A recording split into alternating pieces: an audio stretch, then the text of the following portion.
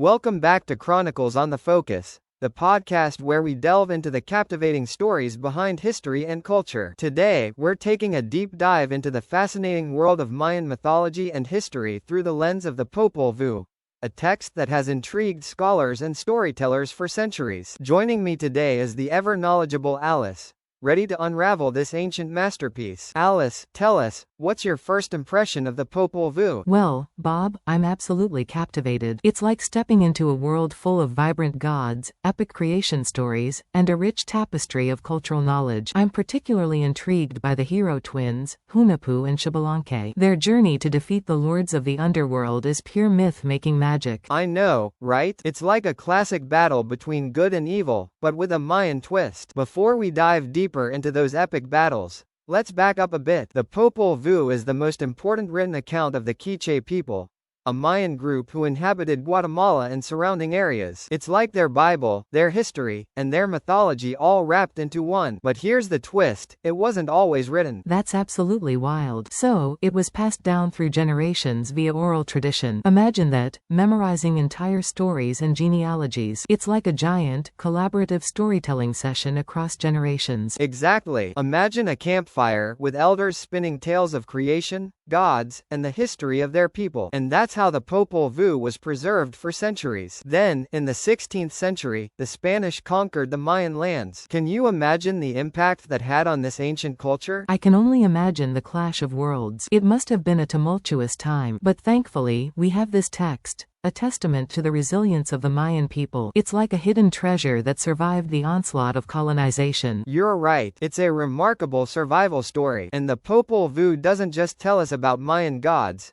it also describes their history, their creation myths, and even includes a genealogy of their leaders. It's truly an encyclopedia of Mayan culture. And the fact that the Dominican priest, Francisco Ximénez, meticulously transcribed it in both K'iche'c and Spanish is a testament to the value he saw in preserving this cultural treasure. Imagine being the first European to encounter this rich mythology, and realizing its importance. It's almost like a cosmic connection, Alice. Imagine the cultural exchange that must have occurred between Ximénez and the Mayan people.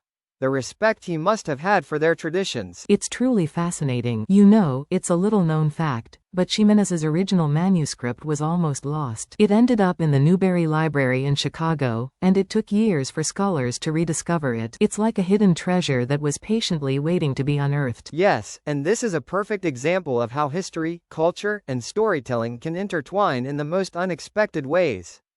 It's a story about perseverance, cultural resilience, and the importance of preserving our past for future generations.